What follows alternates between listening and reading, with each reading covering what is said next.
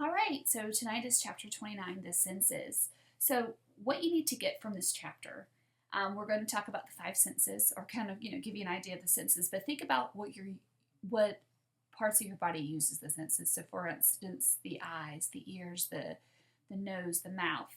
Within those areas, we have very specific receptors. So, we're going to learn the type of receptors in the mouth, in the ear, the eye.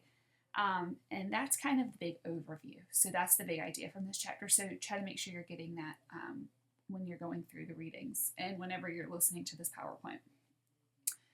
So to introduce this is very, very interesting to me. If we're looking here at like sea turtles, if you've noticed, even from the moment that they hatch, so it's like they hatch and they instinctively have this instinct to swim eastward, which is really interesting. And so most migratory animals have, and I call it here, and here's a little, they call it magnetoreception. And that's almost like the sense, to have that sense of the magnetic field. It allows for them to ultimately migrate and have a sense of navigation. So it helps them determine what way is north. And again, it gives them that sense of navigation. They have this magnetic material in them called magnetite. And then that's what they are. Again, it's probably involved in the magnetoreception. So this is kind of what they're thinking is important. What's cute is, look at this little guy. What they did was they took some of these sea turtles, put them in like a tank, and put this little harness on them. And every time they would hatch, they could measure what direction they were going to go in with the little harness. And they would always instinctively, go east. So that's the introduction here. We're going to move right on in to looking at the sensory receptors. All right, so here's the big ideas from this as far as the way this chapter is set up. The first section is going to be sensory reception. Then we're going to look at hearing and balance, and then vision, and then taste and smell. So sensory reception here. So all animals have something called sensory receptors. So there's different types of sensory receptors, but we're right now just kind of thinking of in a broad overview sensory receptors. These are specialized neurons and other cells that basically receive some sort of message here. All sensory receptors trigger an action potential. When you're thinking about action potential, we'll go into it as far as, what an action potential is, but ultimately it's like sending out a message. So it's going to trigger a message, and it's going to send that information to the central nervous system. All right. Once the stimulus is detected, so you're triggering a sensory receptor, the receptor cell conveys some type of signal, which is going to call the stimulus, to another type of electrical signal. This conversion is called a sensory transduction. It produces a change in the cell's membrane potential.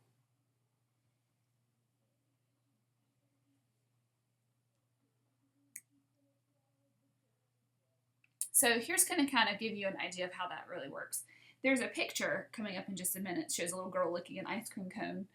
That's kind of going through what this is happening. So imagine that you're this little girl who's eating an ice cream. She's on the next slide.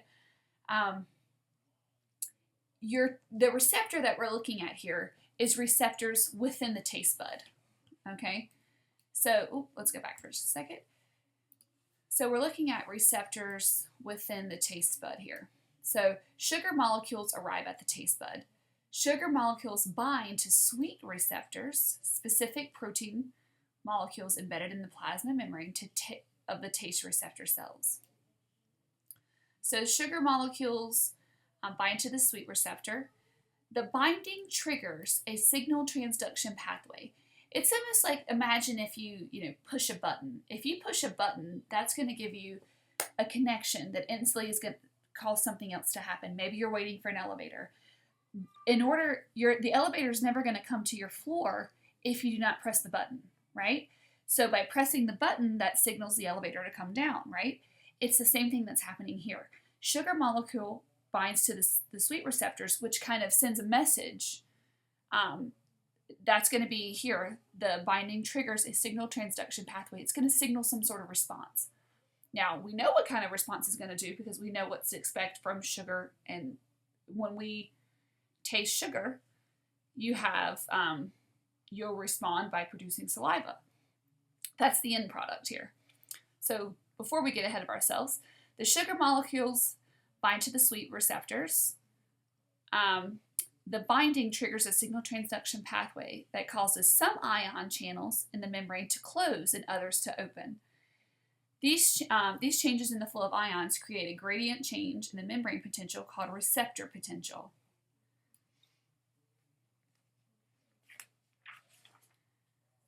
Now, we looked at receptor potential, or not really receptor potential, but we looked at, when you were reading through chapter 28 with the nervous system, it talks about how you have a change in membrane potential, and that's how you have that action potential. Receptor potential is something that we'll kind of look at, and receptor potential can change over time, so we're going to look at that as well. Once a stimulus is converted to receptor potential, the receptor potential usually results in signal passing to the central nervous system. The graph shows the rate at which the sensory neuron sends action potentials when the taste receptor is not detecting any sugar. So let's look at it here. Here's a little girl licking ice cream. Here's those sugar molecules coming in. These are all sensory. These are sensory receptors. One of these or more of these, it can be one of each one. So maybe this is sweet, sour, bitter, so forth and so on. But let's say for right now that they're all sweet. The sugar molecules come in and will bind. When they have the binding here of the sugar molecules, it sends a pathway. So this interaction signals a signal transduction pathway. When this gets signaled, then you have ions that influx that come in here, which cause receptor potential to release neurotransmitters, which will be received by sensory neurons, and these sensory neurons will send a message to the central nervous system. Now, so this is how the action potential is without sugar. When you stimulate it, it becomes a lot more active. And these are just bigger pictures. Changes in the flow of ions create a graded change in membrane potential of the sensory receptor called receptor potential. Receptor potentials vary. The stronger the stimulus, the greater receptor potential. Repeated stimuli may lead to sensory adaptation. Let's think about what this means for a second. Think about when you're eating your food. I love salt. So I tend to probably oversalt because I really like it a lot. But someone who's got so I would say that my senses have somewhat adapted to saltiness. So I kind of probably add a little bit more salt in order to make it kind of taste how I want. But if you have a small sensitivity to salt, just a little bit would do the job. So your senses haven't quite adapted. Let's think about another way to think of this. Have you ever gotten like a new coat or something like that that's on the heavy side? You go and you put the coat on and you're like, oh man, this coat is really heavy. And it kind of bothers you at first. You're like, oh, it's really heavy. But if you noticed over time, maybe you wear the coat for 10, 15 minutes, you don't notice the coat anymore. You become adapted to it. Your senses have adapted to that. It's the same thing with wearing clothes. If you ever notice with kids, most kids like to run around without any clothes on. They're kind of, to wear clothes is kind of bothersome. It kind of irritates your sense of touch. So it's something that you have to adapt to and makes your senses less, not quite as sensitive to it. So you're going to adapt over time.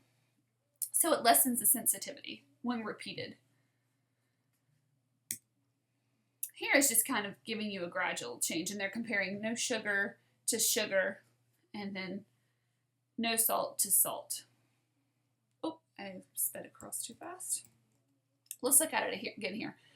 I want to show you, and then kind of look here with this one. I like this picture. I wish it was this picture was in the previous one, But here's a taste bud. So just to make sure we're clear, this is a taste bud right here, right? So you have sugar, so you're sweet, you're salty, you have bitter, umami, sour. All these different colors represent a different type of receptor. But this one's showing you sugar. This is a sugar receptor, and this one's salt receptor. Notice that each of these receptors have a different place in the brain. So it'll be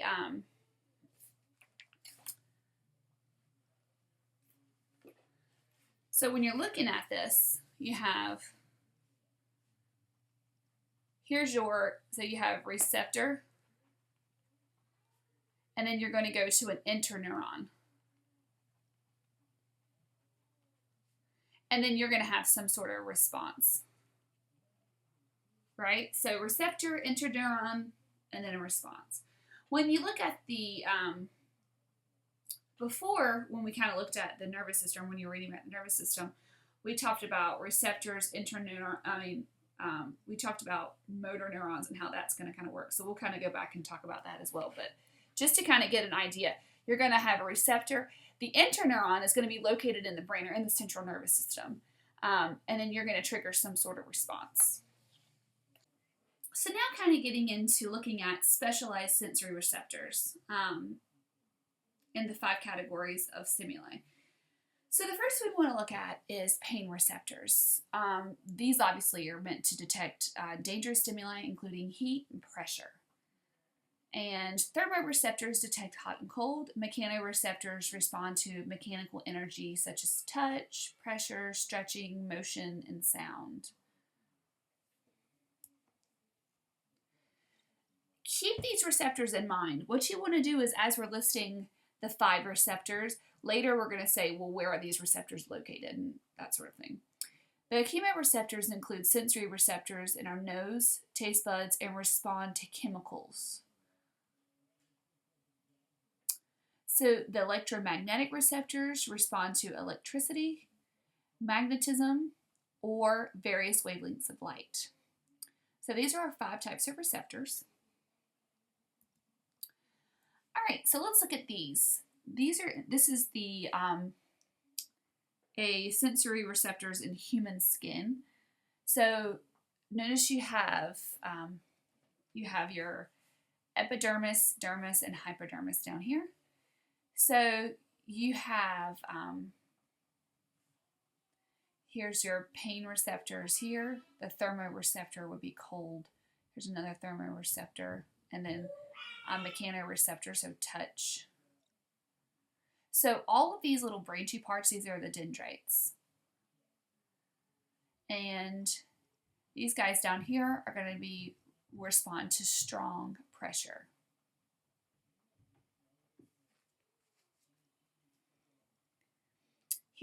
This is showing you the pit organ here.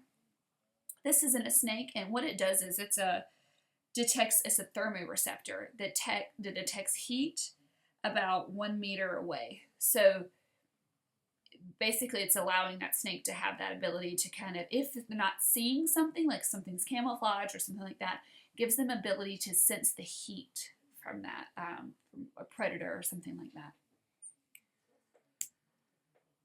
All right, so take a look at the hair cells here. And this is important, especially when we go to look at how the ear works. But hair cells of a receptor cell. So what happens is a lot of times these hairs will bend. And the bending is, will send a signal transduction, will start a signal transduction, which will cause this cell to produce action potential. That will have the cell release neurotransmitters. At the synapse here, the neurotransmitter will signal a sensory neuron, which will send down an action potential. Okay, this is a receptor cell at rest. So notice here, so this is just kind of giving you an idea of what's going to come. Once it bends, there goes that neurotransmitter. You're sending down an action potential. Fluid motion in one direction. When you go the other direction, fewer neurotransmitter molecules are going to be released, and your action potential is going to cease. So you notice you're not seeing as much. So it's going to go a little bit more on the other direction. So you're going to kind of slow it down. All right, hearing and balance. So now we're going into looking at the ear. I want you to be familiar, so this slide's just kind of going over some of the vocabulary words and being able to look at parts of the ear.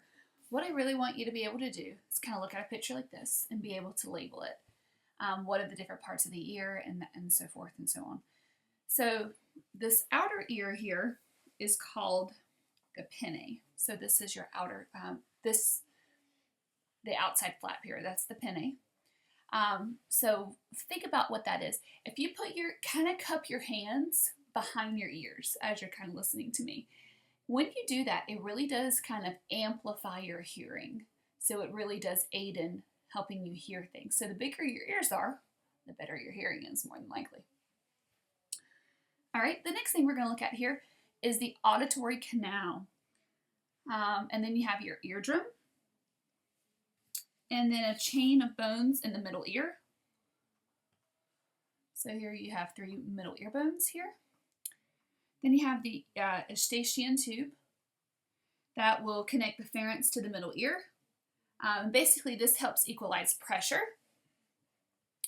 And then in your inner ear, that's going to have your cochlea here, and then your nerve. So within the actual, our actual hearing organ is going to be within the cochlea, and that's called the organ of Coti. And there's hair cells, kind of like the ones we were looking at earlier, actually just like the ones we were looking at earlier, that are in that organ of Coti. And when those hair cells bend, it sends that action potential through that nerve here to the brain. So one thing we want to look at is, so pressure waves transmitted in the fluid of the cochlea. So you have a lot of fluid inside of that cochlea. It's going to bend those hair cells in the organ of Coti against the basilar membrane. This is going to again trigger that nerve signal to the brain. Louder sounds generate more action potential. So the louder the sound, the more it's going to bend those hair cells, the more it's going to send down action potentials. Now here, think about this for a second. Loud sounds generate more action potentials. So here's the thing about these hair cells.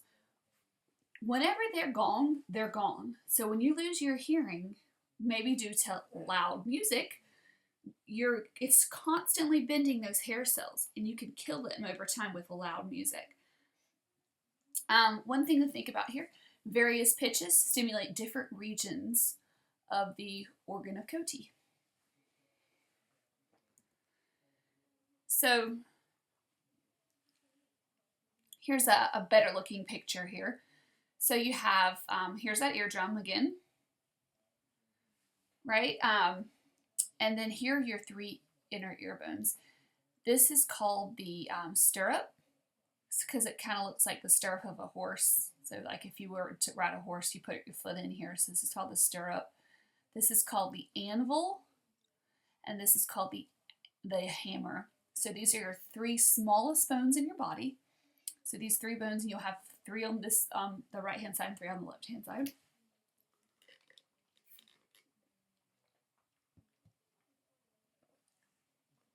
Oh. You have an oval window behind the stirrup, and you have a round window here. Oh, I did something again. No, go back. Here again is that eustachian tube. Here's that cochlea. These are semicircular canals. These guys are very, very, very important when it comes to balance. And then here's your skull bones, the auditory nerve to the brain. So these are your auditory nerves. Now imagine here, if you take a cross section, cut this here, and then look at it. That's what we're going to do next. Here we are. You have an upper canal and a lower canal. And here's the organ of Coti right here. And then we're going to zoom in and look at these hair cells. This is all bone. And then here's your auditory canal. So here are those receptors that we were looking at earlier. So there's our sensory receptors. So the tectoral membrane. this thing moves back and forth, okay?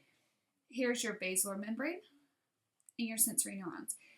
Remember how we looked at earlier, when these hair cells bend, it sends an action potential. Pen color, all right. So we're looking again, volume and pitch. All right, so a word that's used often in this chapter, or looking especially at the ear, is frequency. What exactly does frequency mean? So for the point from here to here, if you remember your maybe physics, this is a wavelength right here.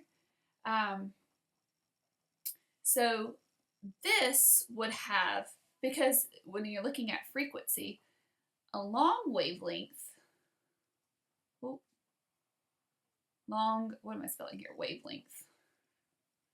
That doesn't look like wavelength, but this is going to be wavelength. Long wavelength equals a low frequency. And if you had something that, let's say, looked like this is horrible, but do you see how these are much closer together, right? That's a wavelength, that's a very short wavelength. So a short wavelength is equal to a high frequency.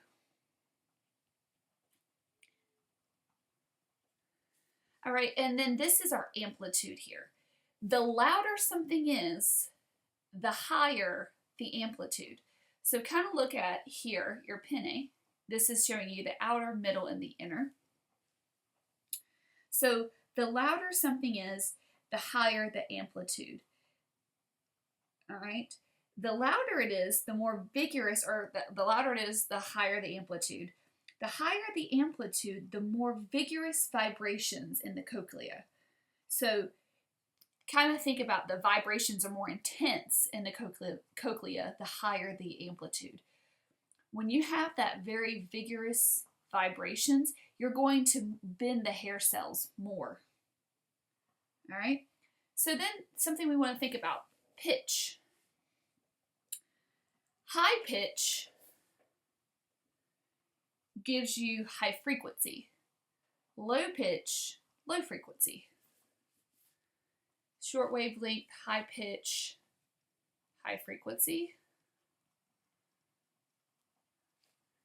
Low frequency, low pitch.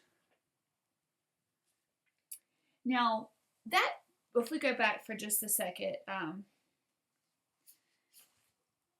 this basal membrane down here has various sensitivities to pitch. Not necessarily to pitch, I would guess various sensitivities to frequency. Your sensitivity to frequency depends on the hair cells within the basal membrane here. Now, something I want you to think about. Hair cells that detect higher frequencies die first. So a few years back, ringtones that would ring at very distinct or very high frequencies were very popular among very young kids, especially middle school age, maybe even some high school students, depending on the age. The reason why, the younger you are, the better your ears are at sensing very high frequencies. As you get older, those hair cells that could detect those higher frequencies will die. So the beauty of these ringtones was that they were allowing kids to have their phones, and their parents or teachers or whatever couldn't hear the phones ring because they couldn't hear the frequency. Something else that you may, those dog whistles or something like that, where dogs are only hearing a certain frequency, so we can't hear the whistle, but the dog can. So it all goes back to the sensitivity of the hair cells. Deafness is a loss of hearing, and that could come from an array of different things that can cause you to lose your hearing. I mean, even something as much as a virus. If you have a virus, virus could cause the loss of hearing by giving you a middle ear infection. Bacterial infection can cause you to have a middle ear infection. which could cause you to lose your hearing, a ruptured eardrum, stiffening of those middle ear bones, because remember, the function of that middle ear is to amplify sound. So if you're not amplifying the sound, you may not be able to process it, or you may not have hearing as good as you had before. So you may not lose all your hearing, you may just lose some of your hearing. Deafness can also result in damage from the sensory receptors or the neurons. So if you mess up those hair cells, if you kill the hair cells from, let's say, maybe you play your music too loud. All right, balance. This is something I think is really interesting. So 3 organs in the inner ear detect body position and movement. You have 3 semicircular canals. So let's look here. You have, again, 3 semicircular canals, and then you have 2 chambers, the utricle and the saccule. These guys here run perpendicular to one another. Okay, so we're going to look at that in just a minute. That's important because that gives you, it covers all areas that you would kind of move, all the ways that you would essentially move your head. And I'll talk about what that means. All 3 of these structures operate on the same principle, the bending of hair cells. Same idea as processing the sound before. The 3 semicircular canals detect changes in the head's rate of rotation and angular movement. So you're looking at the way your head moves and the way your head, what angle your head's at. The utricle and the saccule detect the position of the head in respect to gravity. That is why the setup, the perpendicular setup, is important. So here's those, you have it, 1, 2, 3 semicircular canals. There's your nerve, here's your cochlea, the utricle and the saccule here.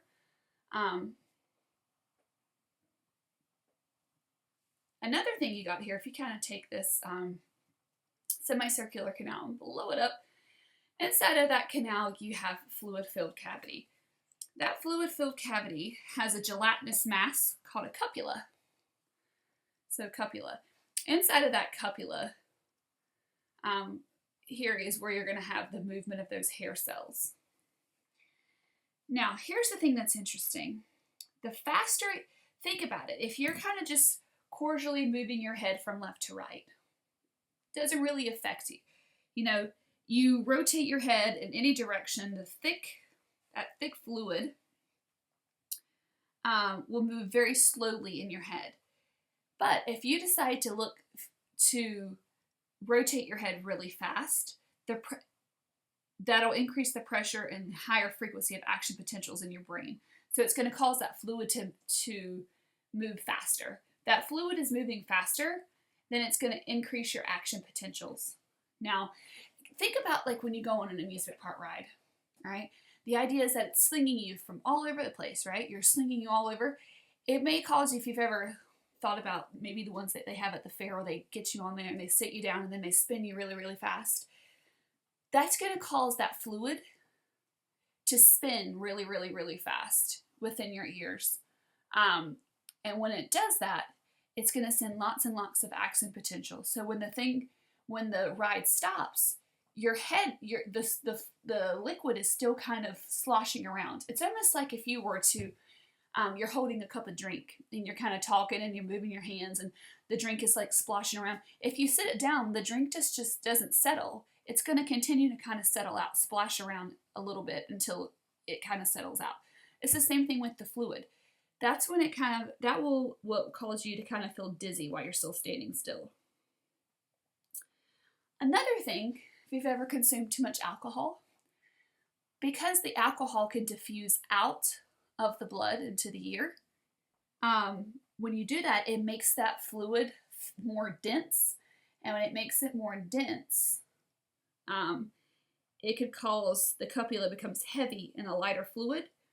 And the hair cells bend more, which can make you, like if you lay down and it makes the room feel like it's spinning, that's because that fluid is more dense. So it's causing the hair cells to bend. All right. And motion sickness. This is a big problem, especially for people who like to go out on the water, or if you're an astronaut, things like that. Motion sickness can be reduced by closing your eyes. So with motion sickness, here's the deal with it. With motion sickness, is caused by the conflicting signals between your inner ear and your eyes. So your eyes see one thing, but your ears are sensing motion. Your eyes are looking at something and you're not moving, but you are moving. So the way that things could happen is close your eyes. So your eyes are no longer an issue. So the only problem that you have, or the only sense you're receiving, is just from your ears. If you kind of sit down and limit your head movements, or if you focus on a stable horizon, that could also help. They do have sedatives like Dramamine, and what that does is that blocks the equilibrium sensors, and so that will kind of make things a lot better. All right, vision. Evolution has resulted in a great diversity of organs that animals use to perceive light. All animal light detectors are based on cells called photoreceptors that contain pigment molecules that absorb light. So here we're looking at photoreceptors. Now think about what type of receptors these are. These are going to be a type of electromagnetic receptors. One of the simplest light detecting organs is the invertebrate's eye cup, used by planarians, which sense light direction. This is an eye cup here.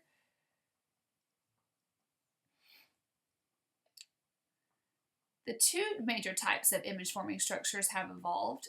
You have compound eyes found in insects and crustaceans. Kind of think about them like buggy eyes. They consist of up to several thousand light detectors,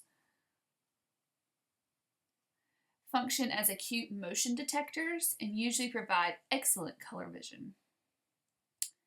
So there's those buggy eyes. Those are called compound eyes. In single lens eyes, light enters the front center of the eye through a small opening, which is the pupil, controlled by the iris. It passes through a single lens and focuses onto the retina, which consists of many photoreceptor cells. The center of focus is called the fovea, where photoreceptor cells are highly concentrated. Single lens eyes evolved independently in vertebrates and invertebrates, originating from different tissues that were repurposed to become eyes. So here we want to look, make sure you are familiar with this structure here. So let's go through, I'm going to go counterclockwise. Actually, I'm going to go counterclockwise because I think that makes more sense. So here's the sclera. The sclera is all of this. And to be honest, so you're looking at all this here. That's all sclera. All of this is sclera. Now the sclera is going to run down and form the cornea. That's that front area, the cornea. They do kind of run together here. All right. So they always, especially, they kind of give you a very different, they show you the cornea by just kind of drawing this line here and here. So if it's right in front of the front of the eye, it's the cornea. If it's towards the upper part or the bottom or the back, it's the sclera. The next thing here are ligaments.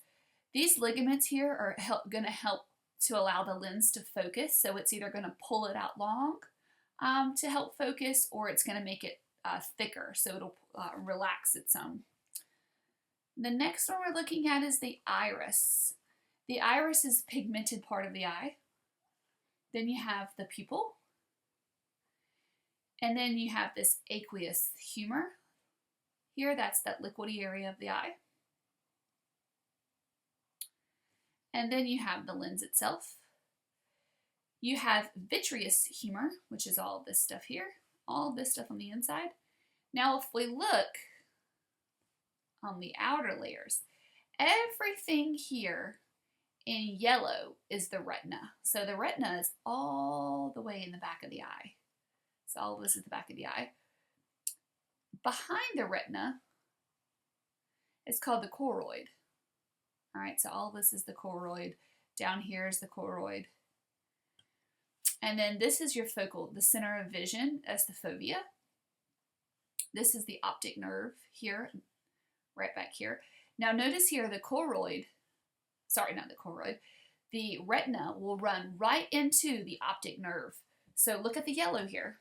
Here's the retina. All of this is retina. Retina. Oh, go back. Retina. And then all this is retina. And then it will run into the optic nerve. Here you have artery and vein. And then right here is a blind spot. Think about why that's a blind spot. There's not a retina, any retina here. So there are no photoreceptors right here. So that's why you have a blind spot. In this spot here, there's no yellow, right? So there's no retina. So that's why you have this blind spot here. The outer surface of the human eyeball is a tough, whitish layer of connective tissue called the sclera. At the front of the eye, the sclera becomes the cornea, which lets light into the eye and also helps focus light. The sclera surrounds the pigmented layer called the choroid.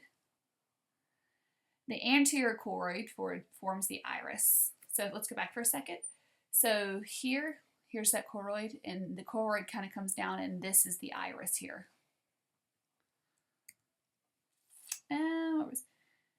So the iris is what's going to give the eye its color. The lens and ciliary body divide the eye into two fluid-filled chambers. The large chamber behind the lens is filled with jelly-like vitreous humor. Okay, so this is jelly-like. The small chamber in the front of the lens contains a thinner aqueous humor. So let's go back for a second. You have aqueous humor and vitreous humor. So you have two different chambers here with liquids. These humors help maintain the shape of the eyeball, circulate nutrients and oxygen to the lens, the iris, and the cornea. The conjunctiva lines in the inner surface of the eyelid and folds back over the whites of the eyes, but not in the cornea. Conjunctivitis is an inflammation of the conjunctiva by bacteria or a virus. Most often you hear this called pink eye. So when you get that pink eye, you just have an infection of the conjunctiva.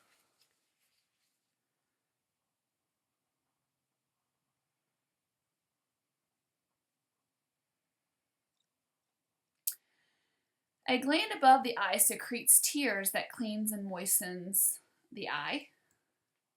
The lens focuses light onto the retina by bending light rays. Focusing can occur in two ways. So if we look at squid and fish, the lens focuses by moving back and forth. In mammals, the lens may be flexible with focus accomplished by changing the shape of the lens. So that's why those ligaments are important there.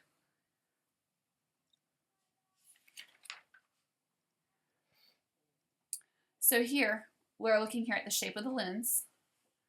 So if something's near to you and you have to focus it, the lens will be of a thicker shape.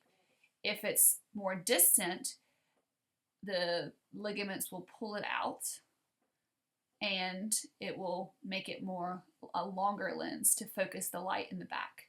Remember, the light has got to focus on the fovea here. So notice that you're changing the shape of that lens. Visual acuity is the ability of the eyes to distinguish fine detail. So this is when you go to the doctor and they want to see how well you can see you have 20/20 vision. What does it mean to have 20/20 vision? The ability to read accurately at 20 feet is called 20/20 vision. So 3 vision problems that are common: nearsightedness, farsightedness, and astigmatism. Nearsightedness is the inability to focus on distant objects, usually caused by an eyeball that is too long. That means you have great ability to see up close, but not far away. Farsighted means you have the ability to see better close up versus far away. So you have the inability to focus on close objects, but usually caused by an eyeball that is too short. And astigmatism is blurred vision caused by a misshapen lens or a cornea. Corrective lenses can be can bend light rays to compensate for each of these problems. So if you have nearsightedness, farsightedness, or astigmatism, glasses or contact lenses will be helpful in fixing this. Make sure you take a look at this video here. Let's see if I can get, I don't think it's going to play for me. Oh, wait, there The it lens is. focuses light on the retina by bending light rays, and it changes shape to adjust focus when you look at near or distant objects. When you look at a nearby object, muscles attached to the choroid contract, allowing ligaments attached to the lens to slacken. This reduces tension on the elastic lens, which becomes thicker and rounder, bending light rays more sharply into focus.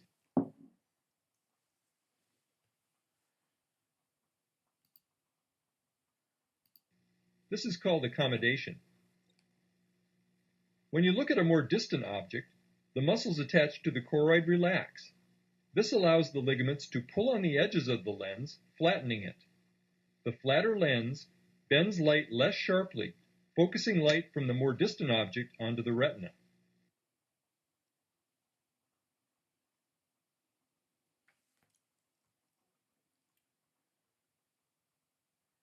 And now we want to look at the actual photoreceptors here. So we're looking at the human retina, okay? The retina has two types of photoreceptors. They're either going to be rods or they're going to be cones. They get their names by how they look. So the rod-shaped ones look more rod-shaped, and the cone ones look more like cones. All right, the rods can detect shades of gray and dim light and contain a visual pigment, rhodopsin, which absorb dim light. Cones allow us to see color in bright light and contain a visual pigment, photopsin, which absorbs bright color light. And here's what they look like. You have your rod, and then these are your synaptic terminals, and then here's your cone.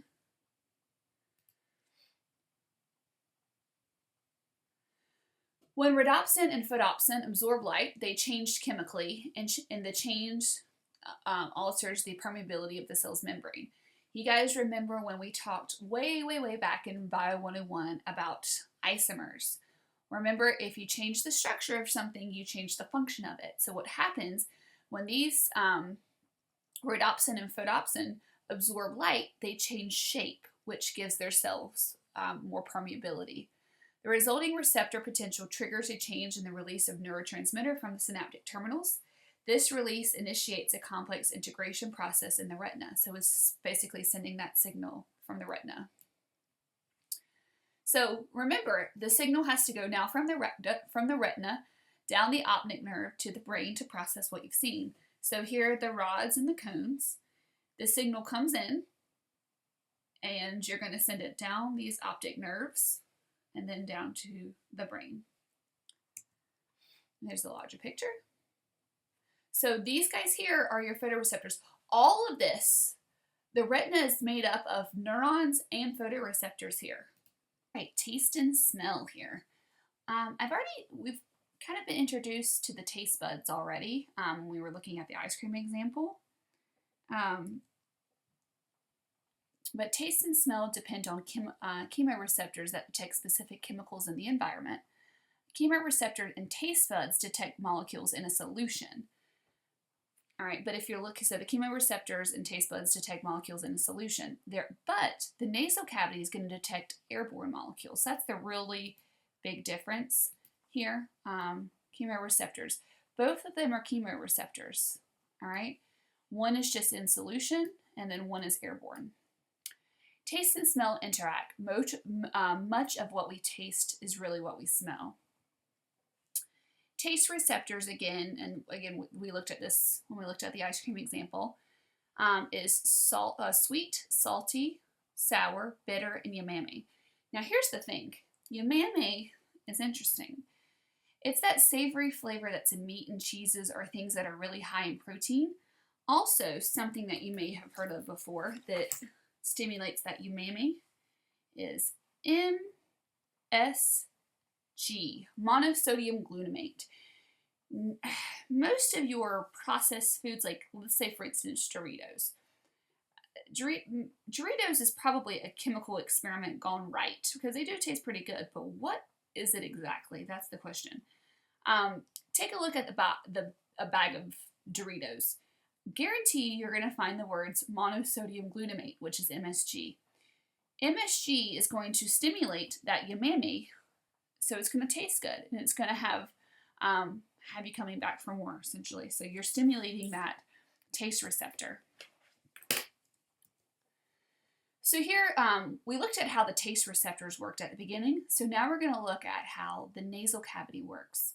So one, this olfactory bulb, right up here, let me get the pen. This olfactory bulb, is in the brain. All right, so you kind of, messed up. So if you look here in this brain area, so this is up in the brain, you smell some sort of odorous substance. Maybe it's bread baking or something like that. And the odorous substance comes in, right, here it is. Here's the mucus, here's the cilia. Here's that chemoreceptor. It's going to get the smell, those substances, find it, and it's going to send a action potential to that olfactory bulb. And that's how you're going to process your sense of smell. If you notice when it comes to how things taste, if you ever have a cold, nothing tastes really that great, right? Because your brain's got to process what you're tasting. So you're doing that taste and smell together that ultimately gives you that combination of, the enjoyment of eating. If you've ever smelled something that smells really good, your mouth can instantly, you're smelling it, your brain's going to process that smell, and you could start to make saliva in your mouth by just the sense of smell. You haven't eaten anything, but your brain knows the smell and will start to produce, your salivary glands will start to produce saliva in preparation for eating whatever it is that you're smelling. Now, there's something called super tasters.